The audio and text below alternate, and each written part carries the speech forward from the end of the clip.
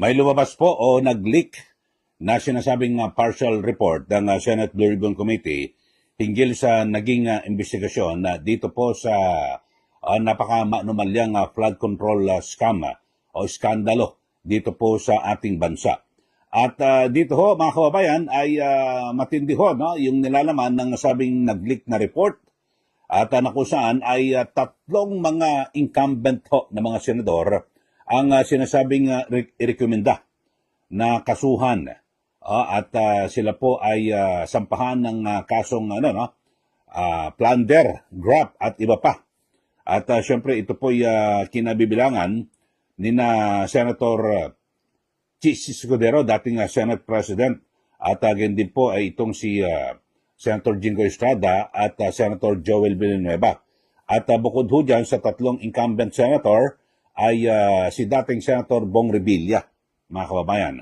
So napakatindi at bukod dyan ay kasama rin ho sa sinasabing partial report ay itong si dating Congressman Zaldico at dating Congresswoman Mitch Cahayon Oye.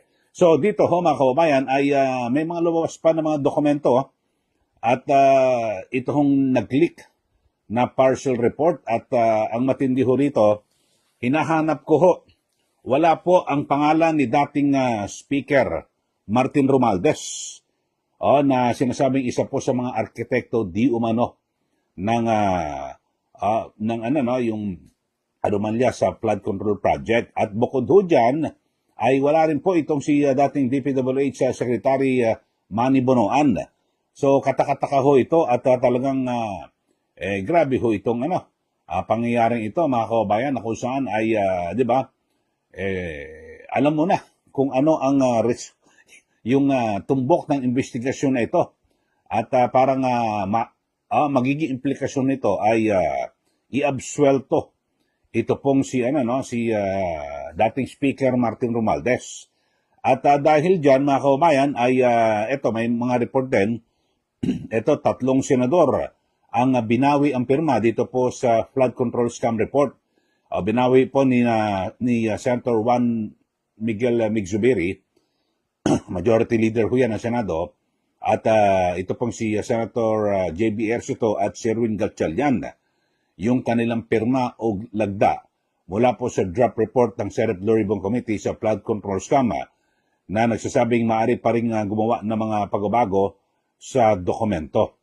So yun po at ito may nakuha akong sulat ho rito mula kay kay Senator Migzubiri. Ito at yung mga ito sa tatlong senador na kung saan ay kanilang sulat ay naka-address po kay Senator Ping Lacson, ang chairperson ng Committee on Accountability and Public Officers and Investigations or ito hong Senate Blue Ribbon Committee. So pero dito ho mga kababayan,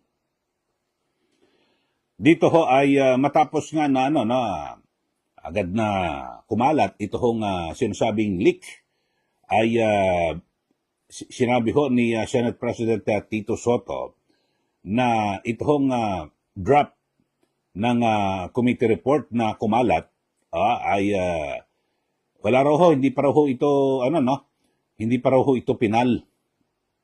At ang sabi ho niya ay wala raw po at draft pa lang ho ito. So hindi pa ito talagang dapat na mailabas. Mga kababayan, pero nag-leak na ho At lumilitaw, matindi ho rito yung mga nilalaman ng nasabing dokumento. Hindi pa raw ito official report. At kinakailangan pa raw i-discuss ho ngayon ng mga senador, partikular na mga miyembro ng Senate Blue Ribbon Committee. So, yun ho. Pero, ito, kung drop to ito, ito na rin ho mga kababayan. Bagamat parang hindi pa official na nai-release sa media. Di po ba? So, ganun na rin ho ito. Parang, kaya na may nag-withdraw ng mga tatlong senador Pero dito ho malinaw, mga kababayan, sa tumbok ho ng Senate Blue Ribbon Committee drop report. Sige, drop po ito at hindi official. Talagang mukhang pinipilayan po yung grupo po ng minorya dyan po sa Senado. Pero yung tatlo ho, kasi siya mo silang ngayon So tatlo ho ang tatanggalin, kung sakasalin, plunder, kulong ho ito, so magiging 6 na lang ho sila. At, di ba, ang sinasabi nga ho, talagang parang pinahina ng gusto, pinilayan ito pong minorya dyan po sa Senado. Kasi ang isa rin po sa katakataka, dito po sa draft na ito, na hindi pa raw po opisyal, sabi po ng Senator Soto, bakit wala ho ang pangalan ni dating Speaker Romualdez? Lahat ho ng tao nag-aabang kung paano at kailan ho makakasuhan ito hong si dating Speaker Romualdez. Humarap nga ho ito sa ICI pero hindi nga inilabas yung kanyang sworn statement o affidavit yung kanyang paliwanag sa pagkakasangkot dito po sa flood control scandal na ito. Maliwanag na parang hindi ho may aalis sa taong bayan na mag-isip po at siyempre magtaka. Ano ito? Anong klaseng to? Resulta ng investigasyon, mga kababayan, di po ba? At parang may tinumbok lang ho. So pinilayan yung minority bloc diyan po sa Senado at so siya mo sila magiging 6 na lang.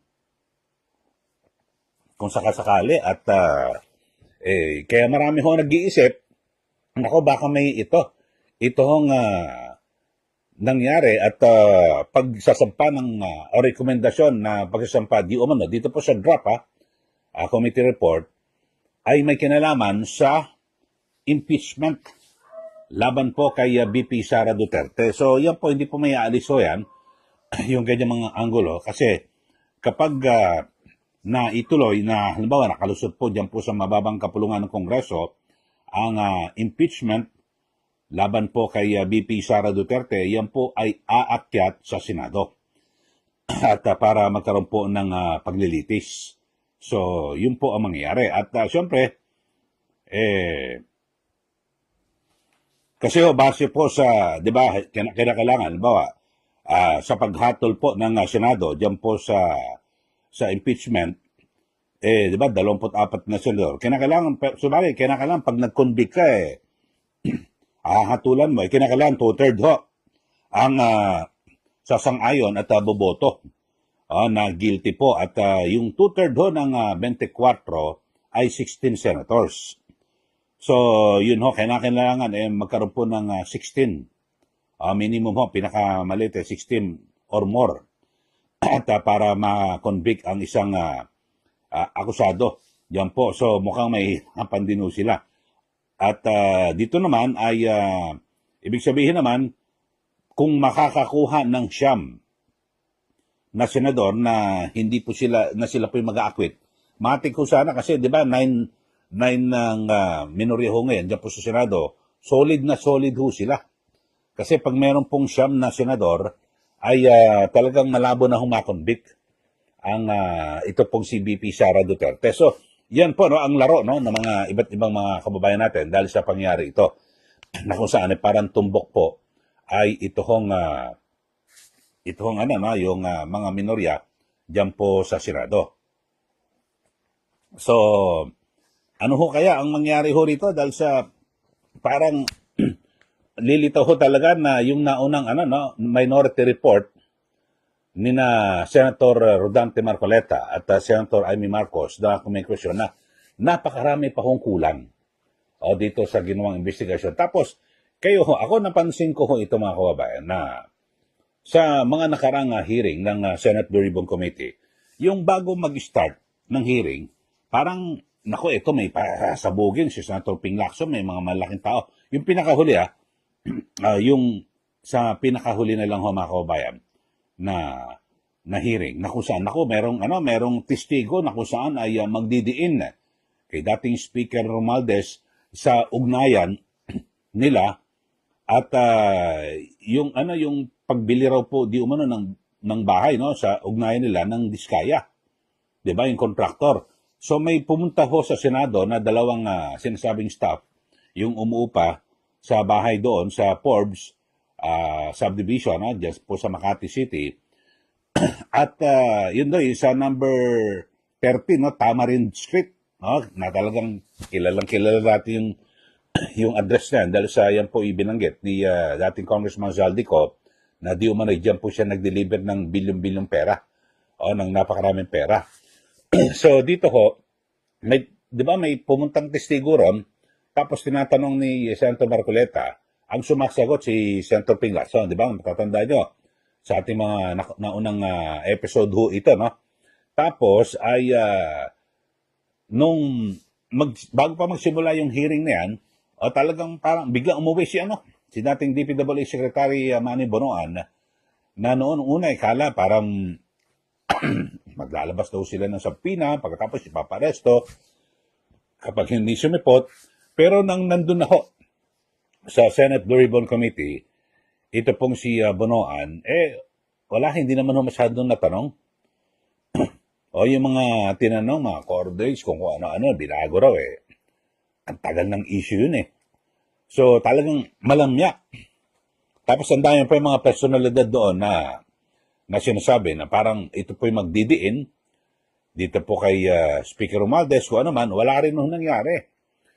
So parang naging ampaw ho, no? Yung pinakahuling investigasyon, yun lang ho, ang ating pinagbabasihan. Talagang, di ba, parang baliwala ho.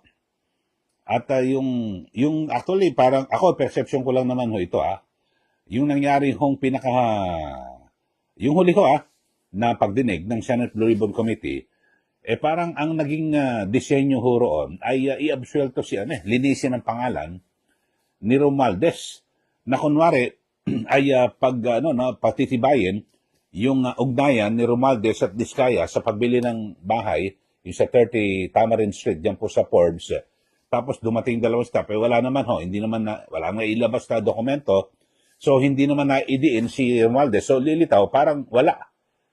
O sabi-sabi, marites lang ho yung mga aligasyon na yun. So magulo ho talaga, no? Yung nangyaring investigasyon ng Senate Blue Ribbon Committee, parang napakahirap po paniwalaan. Tapos ngayon, ito hong may nag-leak na sinasabing draft report ng Blue Ribbon Committee. 3 senador ho ang inirekomenda di umano na kasuhan, Jesus Escudero, Jingo Estrada, Joel Villanueva, na hindi man lang ho na hindi ho natin naramdaman na sila po iniimbestigahan doon sa Blue Ribbon Committee, mga kababayan. At parang ang ginawang basihan lang yung naging mga pahayag ni dating DPWH Undersecretary Robert Bernardo. Sasapat daw ho ba ito para sirain mo yung mga tao ngayon?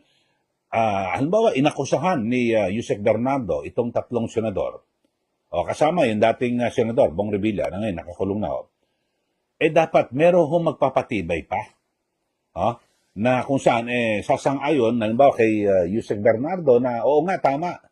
Nag-deliver kami dyan. Yung magko-corroborate, yung magdidiin, magkapatunay, wala pong nangyaring ganun mga kababayan. So talagang ako ho'y naguguluhan dyan po sa pag-iimbestiga ng Senate Blue Ribbon Committee. Sabi ho ni Senator Ping Lacson kung ano ang lalabas sa investigasyon, kung ano lalabas sa ebidensya, doon sila tutuloy. Doon sila tututok, wala naman ho nangyari na ganun. Napakagulo ho at parang iba po ang direksyon para sirain ho yung kalaban po ng administrasyon, yun po, ang magiging perception. Kayo ho, mga kababayan, ano masasabi nyo rito?